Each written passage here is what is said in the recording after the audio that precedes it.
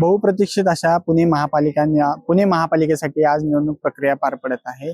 सध्या मी पुण्यातील new English school Ramanbag येथे आहे आणि या नागरिकांचा मतदानासाठी उत्स्फूर्त असा प्रतिसाद आपल्याला पाहायला मिळत आहे। नवमतदार ते ज्येष्ठांपर्यंत सगळे मतदार अजूनही रांगेत मतदान करताना आपल्याला दिसत आहेत। दुपारी सकाळी 7:30 ते दुपारी 11:30 पर्यंत पुणे महापालिकेसाठी 16.66% मतदान झालेलं आहे। एकूण 4,831 लोकांनी आतापर्यंत एकूण 48,031 लोकांनी आतापर्यंत मतदान केलेलं आहे। पुण्यात खरं तर पुरुष मतदार हे 15,01,039 आहेत, तर महिला मतदार 13,82,027 आहेत। सध्या त्यातील एकूण 48,031 जणांनी आतापर्यंत मतदान केल्याचं आपल्याला दिसत आहे। सध्या पुणे महापालिकेच्या निवडणुकीनिमित्त काही ठिकाणी सकाळच्या सुमारास ज्या मतदान मशीन आहेत, मतदानासाठी ज्या मशीन आहेत त्या बंद पडल्याचं पाहायला मिळत होतं। त्यामुळे कुठेतरी नागरिकांनी नाराजी व्यक्त केली होती। तसेच जे नागरिक आहेत ते मतदान न करता निघून गेले होते।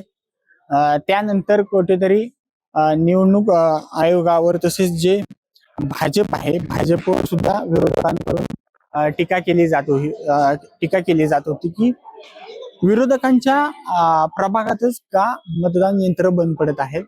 त्यानंतर जे आरओ आहेत त्यांनी जिथे मशीन बंद पडले होते तिथे नवीन मशीन आणून तेथील जितका वेळ जेवढा मशीन बंद पडल्या होत्या तेवढा वेळ वाढवून देण्यात आला होता। काही ठिकाणी जो दाहेरीसारखा भाग आहे तिथे सुद्धा मतदारांच्या ज्या बोटावर लावलेल्या शाई होत्या त्या शाई फोडण्याचा प्रकार समोर आला होता। त्यानंतर ज्या महिला आयोगाच्या अध्यक्षा आहेत रुपाली चाकणकर, त्यांनी तिथे भेट देऊन पोलिसांना ज्यांनी शाई पुसण्याचा प्रकार केला होता त्यांच्यावर कडक कारवाई करण्यात यावी असं मागणी केली होती। आपल्यासोबत एक काका आहेत, या काकांनी मतदान केलं आहे। काका, काय सांगाल तुम्ही आज 7 ते 8 वर्षानंतर मतदान करत आहात, काय म्हणून तुम्ही आज मतदान केलं? मतदान मी चांगल्या पुण्याच्या विकासासाठी केलेला आहे आणि पुण्याचा विकास हा फक्त आणि फक्त त्याच बाबतीमध्ये होऊ शकतो की तुमचं IT चं हब इथे आहे आणि त्यांना जाण्यासाठी सुलभता यावी म्हणून रहदारी तुम्ही जे नियोजन आहे रहदारीचं ते करणं खूप गरजेचं आहे आणि तो जो कोणी करेल तो हे पुण्यात 100% निवडून। आपल्यासोबत रुपाली ताई आहे, रुपाली ताई सुद्धा मतदान केंद्रावर आहे, आपण त्यांच्याशी बोलणार आहोत। नेमकं रुपाली,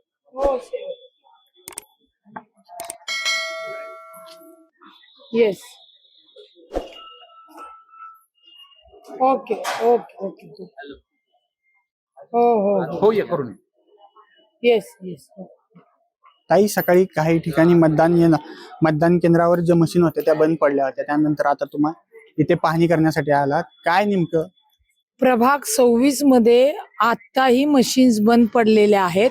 म्हणजे प्रभाग 26चा याच्यामध्ये बॅलेट असेल एरर आलेला आहे, त्याच्यानंतर बटन एरर आलेलं आहे आणि त्याच्यामुळे नागरिकांना 2-2 तास थांबावं लागलेलं आहे। कुठेतरी प्रभाग 26 मध्ये अत्यंत अव्यवस्थापन आपल्याला म्हणजे कुठलंही व्यवस्थापन नाही आहे। इथे आता आम्ही पाहणी करायला आलो तर इथे सुरळीत चालू आहे प्रभाग 25 मध्ये आणि इथे कुठलीही मशीन बंद पडलेली नाहीये। म्हणजे हा विरोधाभास दिसून आलेला आहे।